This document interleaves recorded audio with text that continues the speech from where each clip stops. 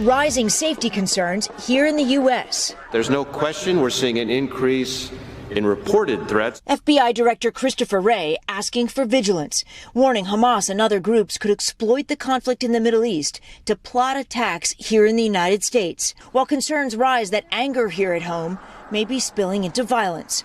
In Illinois, a Palestinian American boy is dead and his mother is in serious condition. Police say a landlord repeatedly stabbed the Muslim family renting his home in a deadly attack related to the Israel-Hamas war. 6-year-old Wadia Al-Fayumi was killed. The female's claiming that the landlord has the child in another room and apparently is either stabbing or has stabbed the child. 71-year-old Joseph Zuba is now behind bars, facing murder and hate crime charges.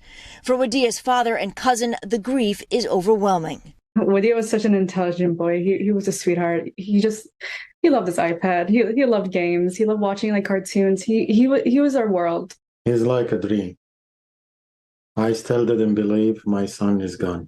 It comes as law enforcement nationwide has stepped up security at Jewish places of worship. There's a lot of fear. There's fear now more than ever since the Holocaust. Since Hamas terrorists attacked Israel more than a week ago, reports of anti-Semitic incidents have spiked nearly 300% compared to the same week last year, according to the Anti-Defamation League. Over the weekend, tens of thousands rallied in cities from coast to coast, holding solidarity marches and vigils for the victims in Israel. We are protesting. We're walking proudly with the Star of David. Pro-Palestinian supporters also taking to the streets. Marchers in Atlanta demanding an end to the violence. We want to stop this. President Biden reacted to that terrible stabbing in Illinois of the little boy, saying, in his words, calling it a horrific act of hate that has no place in America. I hope not. I hope this has no place in America. I really do. I'm counting on everybody to smarten up real quick, because I mean, the amount of choosing sides and the hatred for the other side is devolving in this country, and it's based on no information. That's the scary part. You know, I watched a lot of the protests this weekend. I watched, an inordinate amount of them on both sides of, the issue, not both sides of the fairness of the issue, but both sides of the issue. And the side that is pro-violence, the side that is cheering terrorism and terrorists, the side that is saying, Israel had it coming and that, the terrorists were right to do this. You're insane and you're getting your news off of TikTok. You understand that? I understand it. It's kids, okay? It's stupid, uninformed people who are eager to be, social justice warriors. And for them, everything boils down to the oppressed and the oppressor. Well, it ain't that simple. You're talking about a piece of land that has been colonized since colonization was a thing, which was the beginning of time. I don't think you understand. I don't think anybody gets that swath of land there, has been part of the Ottoman Empire, which would make it under Turkish rule until World War I. And then the Turks lost that portion of land to the British. The British then colonized it and made it a British mandate. And it stayed that way. And then Egypt took it and they had control of it from 1948 to 1967. Does this ring a bell with anybody? No, it does not. Because they are literally getting their information off social media. And social media isn't going to provide a complete history of the land that is now Israel. They're not. And so people just want to get, choose a side right away. First of all, the amount of violence that was exhibited, the amount of suffering that is going on the Palestinian portion of this, horrific thing, it's always the people, right? It's always the innocent people. Why would that be?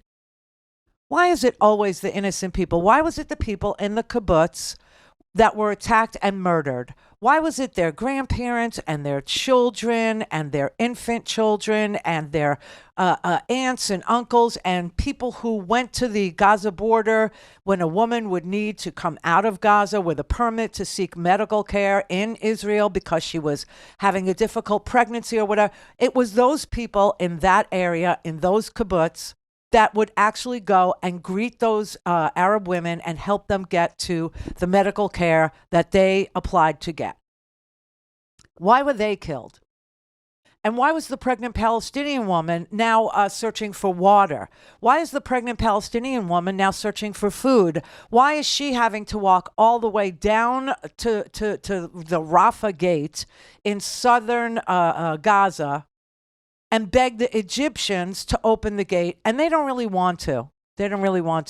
Well, nobody wants to sit there and think about, why don't the Egyptians want to open that gate? What is that deal? And, will the Egyptians bring water and food in if they don't want those people out? And how come nobody ever talks about the fact that the Egyptians are sealing the southern part of Gaza as the Israelis seal the northern part? You never hear that conversation, do you? No, because they don't even know, nor do they care to know.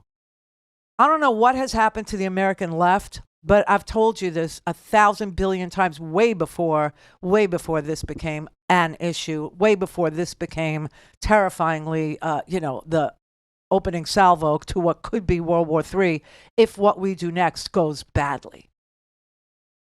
And what have I told you? I've told you that the American left has gone so far to the left that it ended up on the right.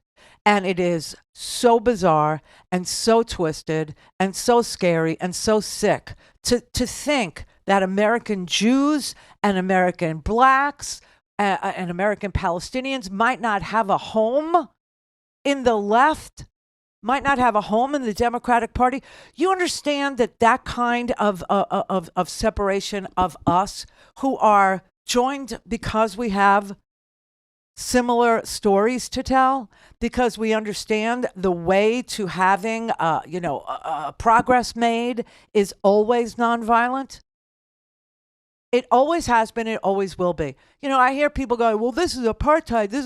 You don't know jack crap about apartheid, nor how it ended, or what Mandela had to sacrifice in order to be a nonviolent bringer of equality to South Africa.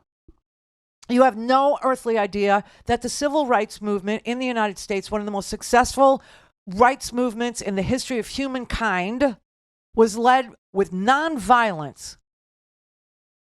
Even when little girls were being blown up in churches, nonviolence.